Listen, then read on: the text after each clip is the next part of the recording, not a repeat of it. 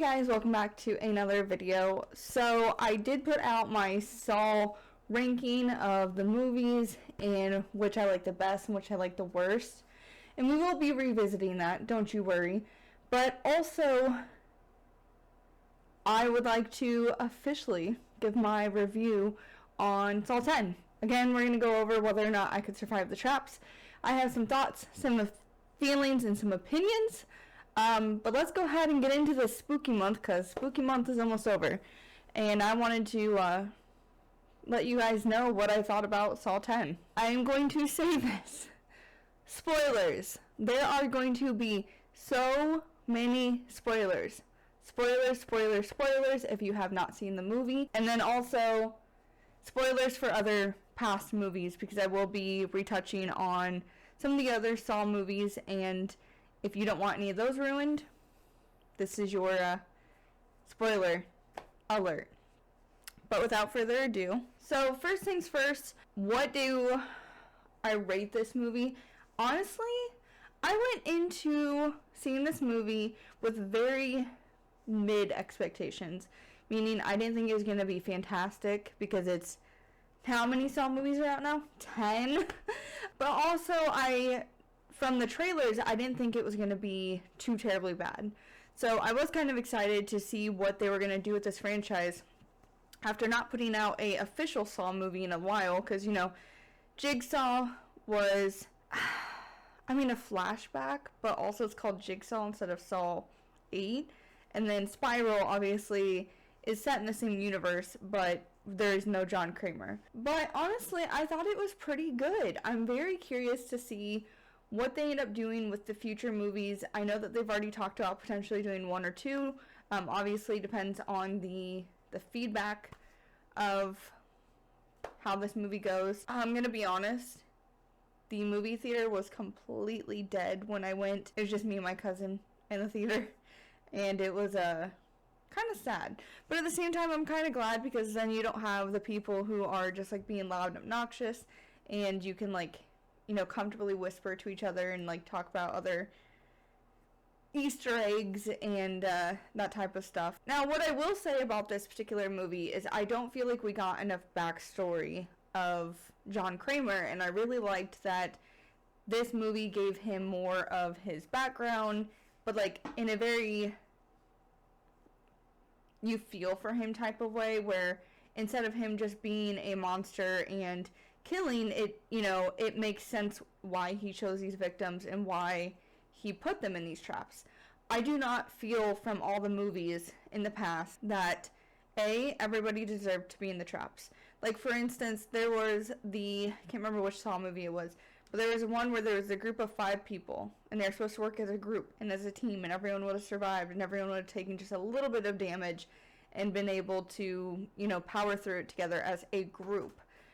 I didn't feel like them, between the writer who wrote the story on the building catching fire, and the person who signed the paperwork for it to be, like, demolished, and the person that set the fire, and just, you know, everyone, like, it didn't give us a story of, like, oh, it's actually John Kramer's building, and that's why he's pissed off about the whole situation.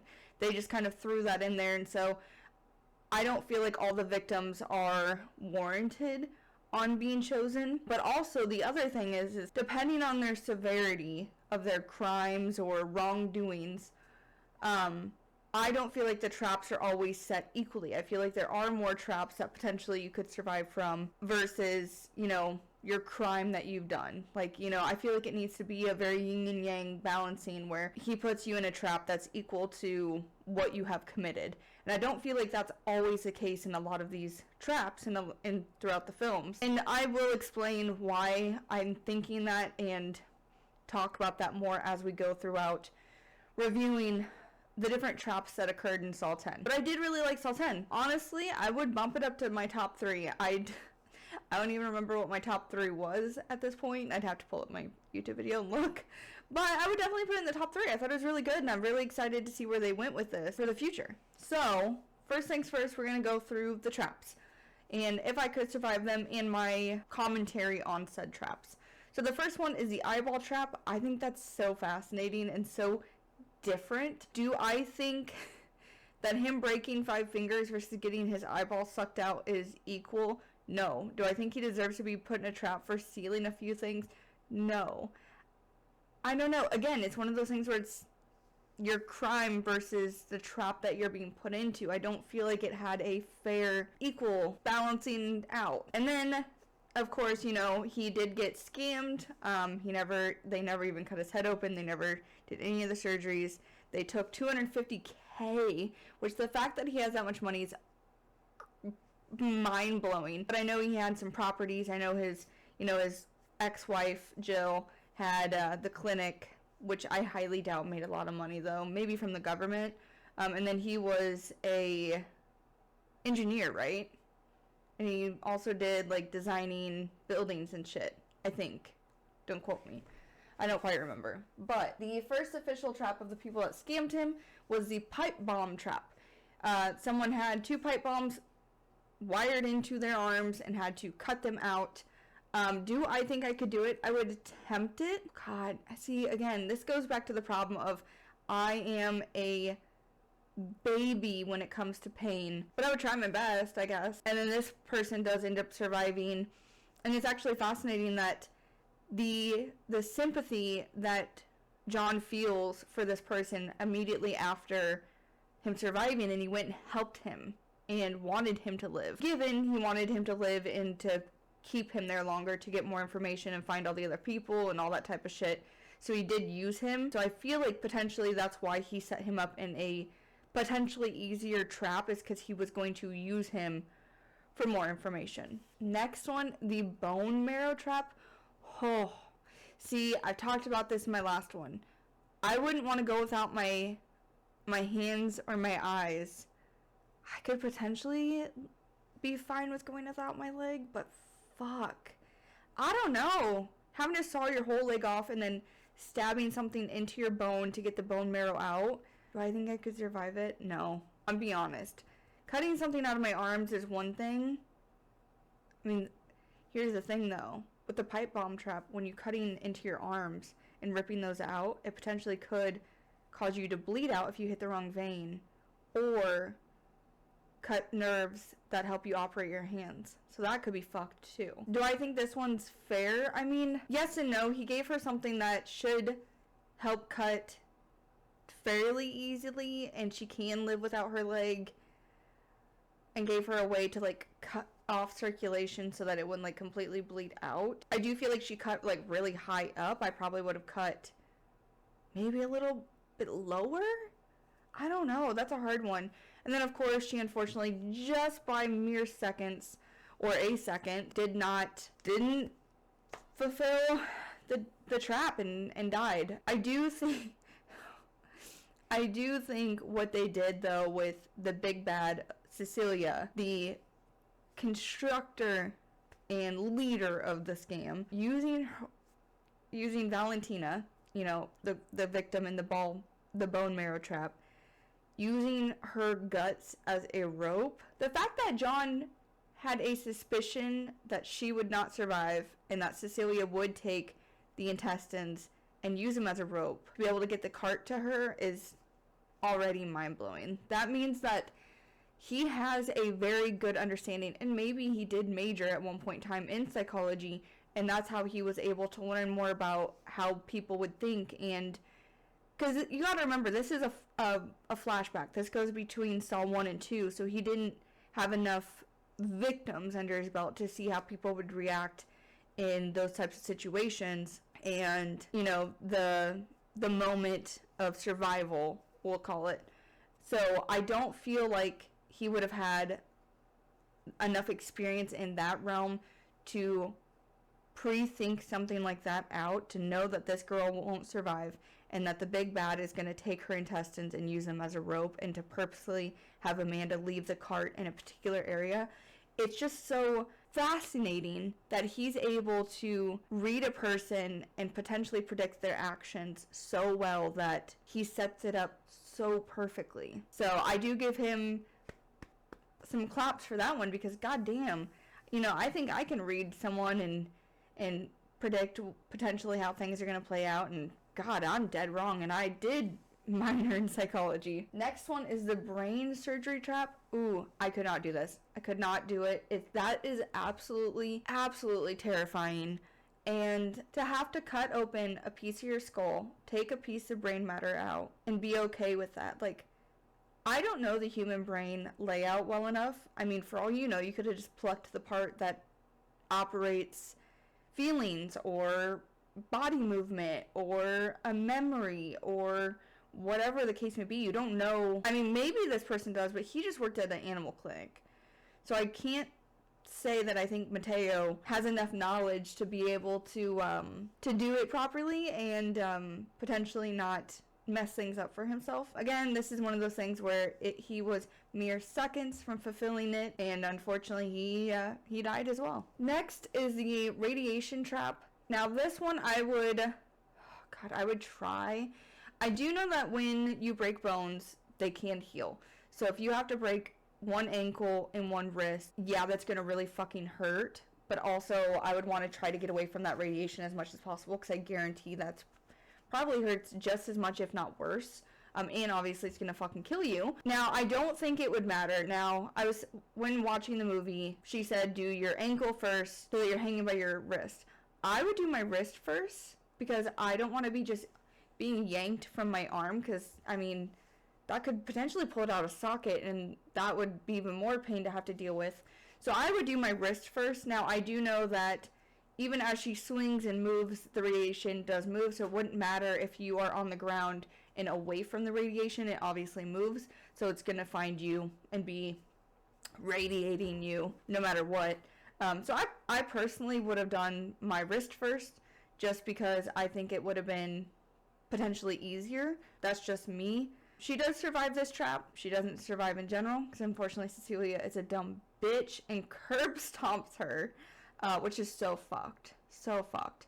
But also that shows you how money hungry Cecilia is, where she would rather kill these people off who helped her with the scam just so she could take more money. Like, that's just gross. And she's clearly crazy. And that's kind of where the movie leaves off, with Cecilia surviving. She killed her boyfriend, which, you know, it's kind of ironic, because there's a clip where she's like, you know, I would do anything for you. I would die for you. I think he says it to her, maybe. And then they go at it, and she ends up killing him. Again, no sympathy. And we see her survive. Do I think this is going to be the last of her? I could not imagine. I think that too many people want to see what happens to her, and it being left on such a cliffhanger, and potentially if they don't do something else later, then she could scam again. But in the fairness of John's games, is if you survive, then you get let go. Personally, I do not think she deserves to be let go. I think that what she has committed is unforgivable. However, I'm not a serial killer, and I am also not someone who would force somebody into a trap to see if they have the will to survive. Clearly she does. I mean, she's a absolute monster, and so I'm curious to see what they end up doing with her and kind of how the things progress. Now, the one thing I have not mentioned was there was a guy that John meets after his support group, and they have a chat, and he shows him this scar, and clearly he set this all up and was in cahoots the whole time, because otherwise why would he have given all this information to John if he didn't have some type of connection, right? And the whole movie I'm thinking, okay, so they got all these other people and they're putting them in traps and all this stuff, but what about this guy? Like, why wasn't Henry targeted as well?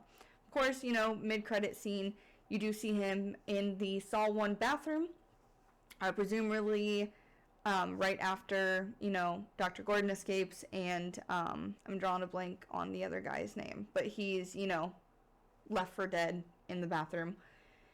And you see him with a trap, and I'm very, very confused by this trap, personally. And then, of course, we see Hoffman, my least fucking favorite person throughout the entire franchise. Of course, he's going to be making appearances in other movies, I'm sure. But this trap is the scar tissue trap. Obviously, when it was revealed that there was no scar, he never actually had any surgery done. He was a scammer as well. Here, I'm going to read what this says.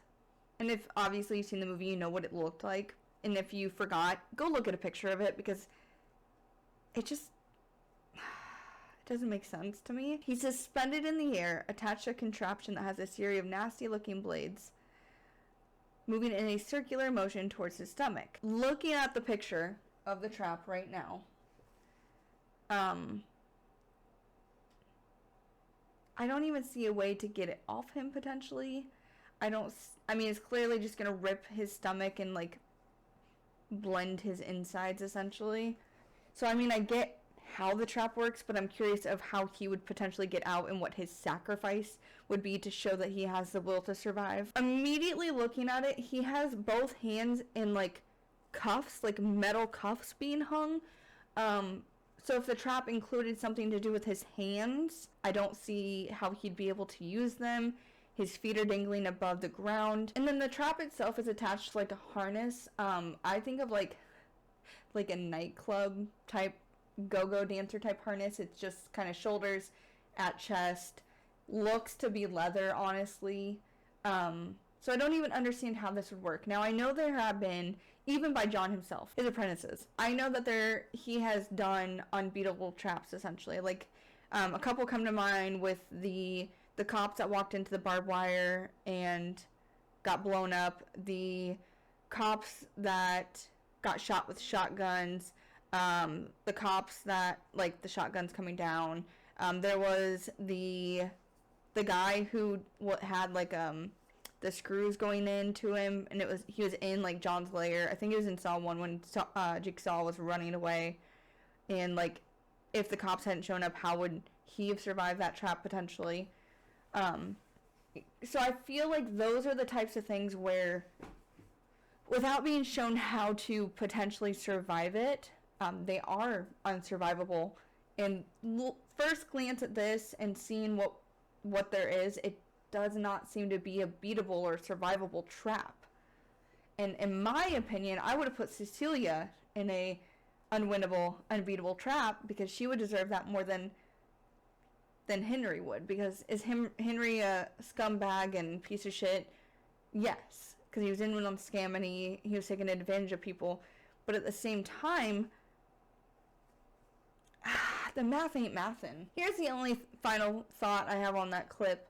I feel like the only way he could survive that is if John stayed in the room with him the whole time as he talked to him. But again, how would he prove that he wanted to survive for John to then turn the trap off or disable it?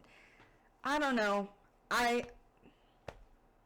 Just my opinion. Let me look at my previous Saw ranking. Okay, so I had Saw 2 as number 1, Saw, and then Saw 4. I would honestly put... I think I would put Saw 10 at number 1. Oh god, is that crazy?